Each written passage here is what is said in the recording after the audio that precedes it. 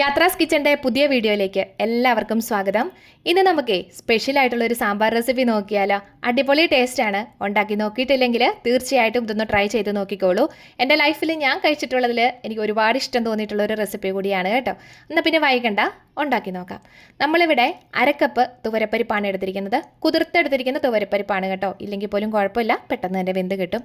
കുക്കറിലേക്കാക്കി ഇട്ട് കൊടുക്കുന്നുണ്ട്. കൂടെ തന്നെ 1/2 ടീസ്പൂൺ മഞ്ഞൾപ്പൊടി, ഈ പരിപ്പ് വേവാൻ മാത്രം ആവശ്യത്തിനുള്ള ഉപ്പ്, പിന്നെ വേണ്ടത് 1/4 ടീസ്പൂൺ മാത്രം കായപ്പൊടിയും ഈ പരിപ്പിന് ആവശ്യത്തിനുള്ള വെള്ളവും കൂടെ നമുക്ക് ഒഴിച്ചു കൊടുത്തിട്ട് 2-3 വിസിൽ ഒന്ന് അടുപ്പിച്ചെടുക്കാം. പരിപ്പ് നല്ല രീതിയിലൊന്ന് വെന്ത് കിട്ടണം. പിന്നെ കായപ്പൊടി നമ്മൾ ഇപ്പോൾ ചേർത്ത് കൊടുക്കണം എന്നില്ല, പിന്നീട് ചേർത്ത് കൊടുത്തിരുന്നാലും മതിയാവും. ഇതാ നമ്മുടെ പരിപ്പൊക്കെ നല്ല രീതിയിലൊന്ന് വെന്ത് പാകമായിട്ടിരിപ്പുണ്ട്. ഒന്ന് ഉടച്ചും കൂടെ വെച്ചേരാം കേട്ടോ. ഇനി വേണ്ടത് പച്ചക്കറികളാണ്. അധികം പച്ചക്കറികളുടെ ഒന്നും ആവശ്യം നമുക്ക് ഇതിനകത്തില്ല. നിങ്ങളുടെ കയ്യിൽ ഉള്ളതനുസരിച്ച് എടുത്തോളൂ. ഞാനിവിടെ മത്തങ്ങ, വെള്ളരിക്ക, വെണ്ടയ്ക്ക, മുരിങ്ങക്ക, അതുപോലെ തക്കാളി, ക്യാരറ്റ് ഒക്കെയാണ് എടുത്തിരിക്കുന്നത് കേട്ടോ.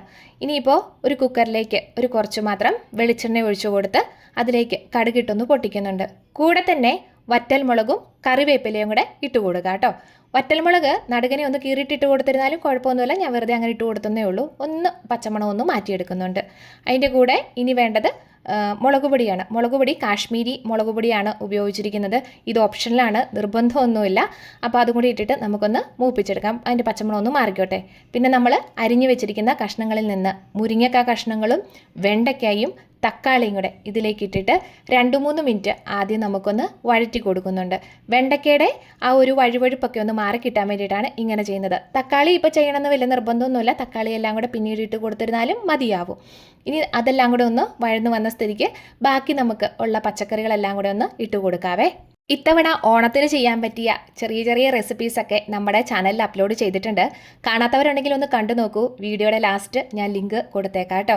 ഇതാ അങ്ങനെ നമ്മൾ അരിഞ്ഞു വെച്ചിരുന്ന പച്ചക്കറികളെല്ലാം കൂടെ ഇതിലേക്ക് ഇട്ട് കൊടുത്തിട്ടുണ്ട്. കൂടെ തന്നെ കുറച്ച് മാത്രം ഉപ്പും കൂടെ. ഉപ്പെല്ലാം ഞാൻ സെപ്പറേറ്റ് ആയിട്ടാണ് എല്ലാത്തിനും ഇട്ട് കൊടുത്തിരുന്നത്. പരിപ്പ് വേവിക്കാൻ വെച്ചിരുന്നപ്പോൾ അന്നേരം ഇട്ട് കൊടുത്തിട്ടുണ്ടായിരുന്നു. ഇതാ ഇതുപോലെ ഇട്ട് കൊടുത്തിട്ടുണ്ടായിരുന്നു. ഇനി വേണ്ടത് പുളിവെള്ളമാണ്. ഒരു ചെറിയ നെല്ലിക്ക വലിപ്പത്തിലുള്ള വാളംപുളി ഇവിടെ ചൂടുവെള്ളത്തിൽ ഇട്ട് വെച്ചിട്ട് നമ്മൾ പിഴിഞ്ഞെടുത്ത് അതിലേക്ക് ഒഴിച്ചു കൊടുക്കുകയാണ് ചെയ്തിരുന്നത്.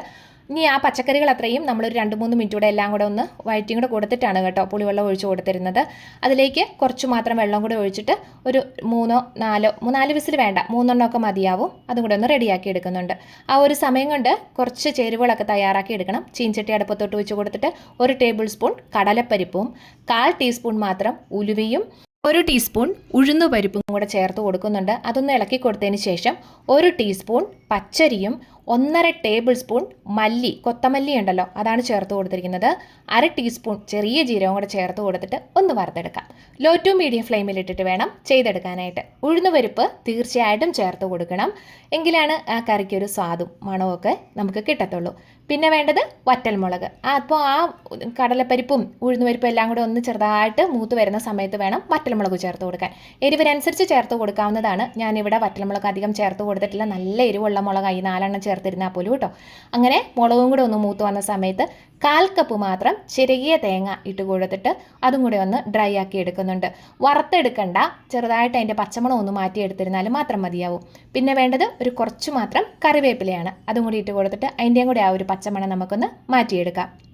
ഈ വറ്റൽമുളക് ചേർത്ത് കൊടുക്കുമ്പോൾ കാശ്മീരി വറ്റൽമുളക് ഉണ്ടെന്നുണ്ടെങ്കിൽ നിങ്ങൾക്കത് ചേർത്ത് കൊടുക്കാം. കറിക്ക് കുറച്ചുകൂടെ കളർ കിട്ടാനായിട്ട് നല്ലതായിരിക്കും കേട്ടോ. ഇല്ലെങ്കിലും കുഴപ്പമില്ല. ഞാനിവിടെ ചേർത്ത പോലെ തന്നെ മുളക് പൊടി, കാശ്മീരി മുളക് പൊടി ചേർത്ത് കൊടുത്തിരുന്നാലും മതിയാവും.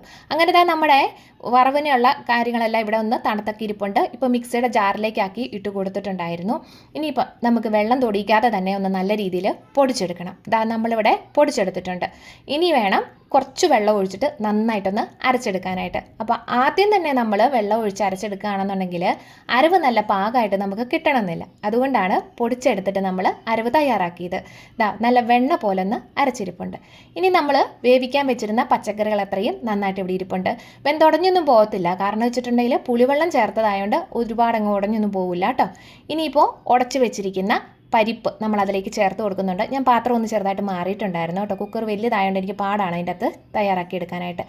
അങ്ങനെ പാത്രത്തിലേക്ക് പരിപ്പൊഴിച്ച് കൊടുത്തിട്ട് നമ്മളൊന്ന് ഇളക്കിയും കൂടെ കൊടുത്തിട്ടുണ്ട്. ഇനി വേണ്ടത് അരപ്പ് ചേർക്കുക എന്നാണ്. അരപ്പും കൂടെ അതിലേക്ക് നമുക്കൊന്ന് ഒഴിച്ചു കൊടുക്കാം. ഈ പച്ചരിയും കടലപ്പരിപ്പും ഒക്കെ ചേർത്തോട് തന്നെ കറി നന്നായിട്ടൊന്ന് കുറുകി വരും സാമ്പാറേ.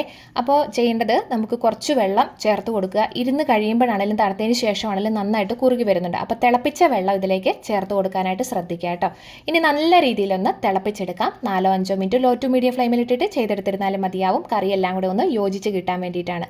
കാശ്മീരി മുളക് പൊടി നമ്മൾ ചേർത്ത് കൊടുത്തോണ്ടാണ് സാമ്പാറിന് ഇത്രയെങ്കിലും ഒരു കളർ കിട്ടിയത്. ഇല്ലെങ്കിൽ വെളുത്ത ഇരിക്കുകൊണ്ടായിരുന്നു കേട്ടോ. ഇപ്പോൾ മനസ്സിലായില്ലേ? അങ്ങനെ നമ്മൾ കുറച്ച് നേരം കൂടെ ഒന്ന് ഇളക്കി ഒന്ന് തിളപ്പിച്ചെടുത്തിട്ടുണ്ട്. അങ്ങനെ കറിയൊക്കെ നന്നായിട്ടൊന്ന് തിളച്ച് വന്ന സമയത്ത് നമുക്കിതിലേക്ക് ഇനി വേണ്ടത് മല്ലിയില ചേർത്ത് കൊടുക്കാം. മല്ലിയില ഇഷ്ടമാണെങ്കിൽ ചേർത്ത് കൊടുത്തിരുന്നാലും മതി. പക്ഷേ മല്ലിയില ചേർത്ത് കൊടുക്കുമ്പോഴാണ് നമുക്കതിനൊരു കറിക്ക് നല്ലൊരു ടേസ്റ്റ് ഉണ്ടാവുക കേട്ടോ. ഇത് വിളമ്പുന്നതിന് മുന്നോടിയായിട്ട് നമുക്ക് ചേർത്ത് കൊടുത്തിരുന്നാലും കുഴപ്പമില്ല. ഇല്ലെങ്കിൽ വാങ്ങി വെക്കുന്നതിന് മുന്നോടിയായിട്ടാണെങ്കിലും ചേർത്ത് കൊടുത്തിരുന്നാലും മതിയാവും. അങ്ങനെ ആ മല്ലിയിലയും കൂടി ഇട്ട് കൊടുത്തിട്ട് 1-2 മിനിറ്റ് ഒന്നുകൂടെ ഒന്ന് ഇളക്കി കൊടുക്കുന്നുണ്ട്. ഇനിയിപ്പോൾ നമുക്ക് ഇതൊന്ന് വാങ്ങി വെക്കാം. വാങ്ങി വെച്ചിട്ട് റെഡിയാക്കി എടുത്തിട്ടുണ്ട്. ഒന്നുകൂടെ ഒന്ന് ഇളക്കിയൊക്കെ ഭാഗമായിട്ട് വെച്ചിട്ടുണ്ട്. അപ്പോൾ തീർച്ചയായിട്ടും ഒന്ന് ട്രൈ ചെയ്ത് നോക്കിക്കോളൂ. ചോറിനൊക്കെ കഴിക്കാൻ അടിപൊളി ടേസ്റ്റാണ് കേട്ടോ.